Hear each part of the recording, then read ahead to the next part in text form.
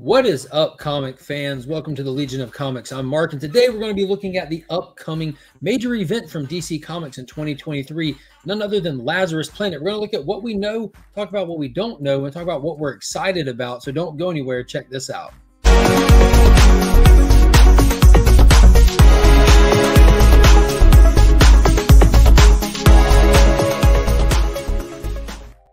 All right, so joining to talk about this with me, somebody who can add a lot to this conversation is none other than my good friend Ryan, aka New Guy. What is happening?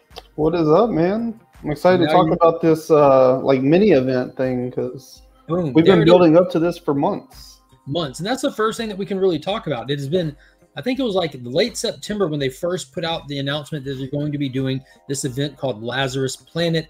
And immediately I saw some of the initial people's comments on there. People that might not necessarily have been in the know about what to expect with this. You do have to have read certain things to really have known that far out what was about to take place. But this isn't an event in the sense of like a crisis event or a metal event, anything like that. It's more along the lines of what we just saw Joshua Williams doing last year with those little crossovers with the Shadow War with Batman and Deathstroke Inc. and Robin. Those kind of mini events, like you said. So let's look at real quick where this is all building from. So obviously, first off, this is written by Mark Waid. So if you track back the past few months and look at his other bodies of work, you can see where it's very, very self-contained.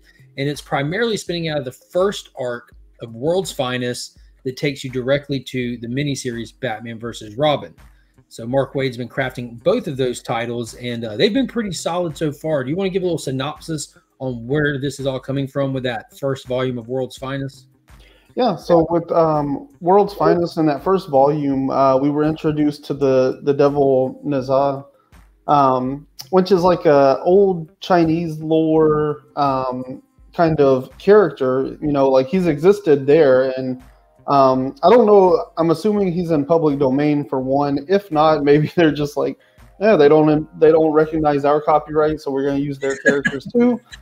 Whatever it is, they have brought the Devil Nazar into the DC universe, and so his proper introduction was in that first arc of World's Finest, where we got to see Superman, Supergirl, Batman, and Robin kind of take on this story where Supergirl and Robin went into the past and met some of his ancient adversaries and like ancient China and stuff, and kind of got the 411 on him. Meanwhile, Batman and Superman were kind of stuck in the present, fighting this character who is like a powerhouse, you know. He uses magic, but also he's really good at like absorbing magic, which obviously, you know, Superman's weakness to magic kind of comes into play there. And then on top of that, he has the ability to possess people. And so that's what we really got in that first arc, was seeing Batman and Superman having to team up against, you know, powerhouse characters like Green Lantern and actually fuse with them so that they're able to break free of the possession. So this character in his existence has been like a super powerhouse villain as far as we've seen. Yeah, he was definitely alpha level villain that they introduced. So if there are speculators out there that do care to spec on DC for whatever that looks like, he's definitely a character worth going back and picking up, in my opinion, just because the level of power that's involved with him. We've seen a lot of characters go up and do nothing. So out of that first volume, it directly told us will be continued in Batman versus Robin, where just like you mentioned, where he can possess people, he's possessed Damian Wayne. We've seen that Alfred has returned, and they explain why in the story and to what degree. But the Devil Nazar is taking over everything, and his home base of operation is none other than Lazarus Island, where the most recent Robin series that Joshua Williamson wrote took place. We know that it has like deep ties to the to Ra's al Ghul's Lazarus pits and everything. We actually get the Devil Nazar's the pit's origin being linked to the Devil Nazar in that story, so they're tying that together. And we're going to come to find out, you know, by the time you're watching this, if you read the most recent issue of Batman v Robin, you see that the island isn't just a simple island; it is a volcano, and it has erupted. So, following the events of that most recent Batman versus Robin, we're going straight over to the DC universe Lazarus Planet, where the volcano has now erupted and this Lazarus mist is covering the planet and having these amazing changes and altercations. Oh, good job. Across characters across the board. And that's what really this event's going to be. It's going to be the bookend to what we've seen so far, from that first volume over to the Batman versus Robin, which is like our midway point. This is going to be the finale to that. It's a bookended, pretty much 3-part story, and that's really what it is. It's not going to have tie-ins all across everything. It is going to dip its toes in Monkey Prince, which we'll have Ryan talk about here in just a second. But it's going to be pretty self-contained in itself through a series of 8 one-shots. But why is Monkey Prince going to be so important moving forward? At least, what does it look like he is? Yeah, so the Monkey Prince is, in DC's iteration, he is the son of the Monkey King, who was, also part of the Chinese lore. So that's the connection with the Devil Nazar there. And so in the Monkey Prince series, so far what we've seen is mostly him, this character Marcus, he finds out that he is somehow inheriting the powers of the Monkey King and becoming the Monkey Prince. And so mostly he's kind of like met other characters. The most recent arc featured Aquaman. So they went to Atlantis and there was some stuff there that kind of tied the Monkey King and himself into DC Atlantis lore and stuff like that. Which is the existence of magic. That's like the birthplace of magic in DC even. Yeah. Yeah, and there's like this ancient quadrant of Atlantis where there's like dragons and stuff. It's super dope.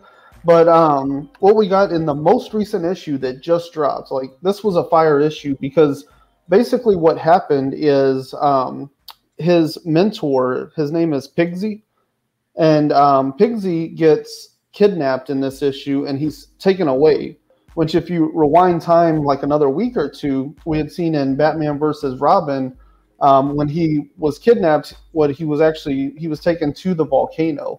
And so there we got like this really interesting plot thread that the Devil Nazar has a son that he seems very concerned is going to show up. And essentially we find out that the Devil Nazar is trying to protect himself from his son by gathering all of the magic in the DC universe. And he's taking all this magic and he's storing it in the helm of Nabu, Dr. Fate's helmet, So he's storing all this magic there so that he'll be ready when his son shows up. And so Pigsy kind of understands what's going on. And that's kind of our window character for where this event is spinning out of.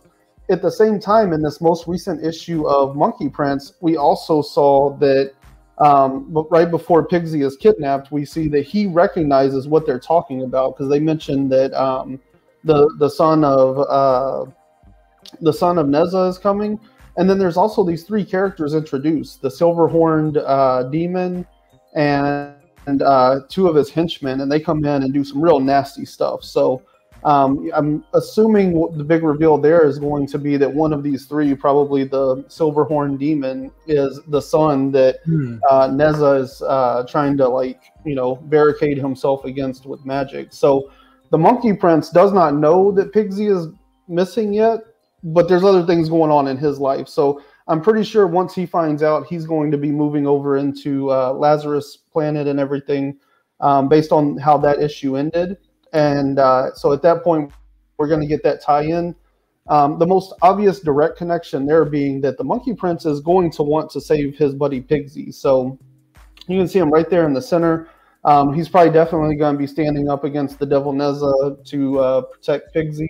And I'm sure as this event expands a little more, then it's going to become a case of him wanting to stand up and be the hero and help save the planet. I'm looking forward to it. I'm looking forward to his involvement in a big way. So some of the biggest takeaways are we're going to be getting like combo characters and new iterations of people from how the explosion of the volcano is going to directly affect characters across the DC universe. We're going to be getting to play with stuff. So people complain all the time about going back to the same old. People complain all the time when you change stuff too much, but this is what comics are all about, in my opinion. That's what I'm so excited for. The fact that you can take the characters and you can play with them in any way that you want to. Granted, you crafted around a solid story. This has been written by Mark Waid. Enough said. But if that's not enough for you, you can look at the reviews of World's Finest. Look at the reviews of Batman versus Robin. That's just the works attached to this. It's ridiculously solid. Everyone who's reading World's Finest is screaming how it's like one of the top tier titles on shelves today. And it's not even like a forefront title. It's not action. It's World's Finest, but it's quickly getting heard about, especially with Dan Moore's art on there. But this series, like you pointed out, you got Monkey Prince in the center. We have all these heroes that are going to be directly affected by this reaction to the Lazarus Planet, and it's going across the universe in a series of 8 one-shots. This is not a 1 through 8. It starts off with Alpha, then it moves over to Assault on Krypton, where if you look above Ryan's head, you see that you have the return of Electric Blue Superman. You'll be needing to expect to see that in the way that the mist, the eruption is affecting characters that they point out in here. And then in the next one, we once were gods. We're going to see how it affects more characters across the board. And this is where they're going to be bringing in other magic powerhouses such as the Shazam family, aka Captain Marvel and Mary Marvel, as well as getting that crazy Martian Manhunter. That's his reaction is he gets psychic linked to a Doomsday Hive. So that's going to be like wild and crazy and fun right there in itself. Then we're going to be getting a couple titles you might want to pay a little bit of attention to. And not this one. This is Legends Reborn. We're going to be getting introduced to kind of like the, I guess, a street level hero kind of things in this one. But in Dark Fate, we're going to be getting the first Xanath that'll be appearing in here. And then there's one called Next Evolution, where we'll be getting the first appearance of a character called Vigil. So you're going to be getting more first appearances along the way, not just with the Silver Horn character, but they're adding more characters. You hear people say it all the time. Why don't you make new characters? Why don't you? Well, they're doing it. So check them out. See if it's something that speaks to you. See if you care about these characters. They just introduced the Red Canary character, but I'm calling it right now. That character is a blast to read. So DC's doing what people say they want done. They're writing stuff that's not destroying your wallet and affecting every title that has out there, but it's big, bombastic storytelling. They're introducing new characters. They're capping it off with an Omega issue. And then it looks like sometime later, not too long, but all of those other ones come out 1 week apart. But Revenge of the Gods at the moment looks like it's slated to come out a couple of weeks after Omega. So I don't know if that's like a long epilogue, but we know that we're going to be getting the Dawn of DC era right on the heels of this. And you see that the Shazam family was in focus. We know Mark Waid is going to be taking over a brand new Shazam title. So this is really like a great jump on point. So like all these characters, it looks like a lot, but that's because there's going to be a lot of dipping your toes in these characters. It's going to be focused around a select few. Like you have Batman with Dr. Fate's helmet on, John Kent going electric blue, Red Canary making cover appearances, like stuff like that. Cyborg, where they're going to be forefronting, but there's going to be a chance to introduce yourself to a huge, massive universe without having to get overly invested. And then right on the heels of this will be jump on points for countless titles and the reintroduction of titles that have been shelved for a while. I'm excited about all of that. Yeah, I'm really excited for it, especially because this isn't unprecedented, right? I mean, Mark Waid did a Batman, Superman, Green Lantern fusion. So the idea of mixing and matching characters and fusing characters and all of these other things that are happening here has already been touched on.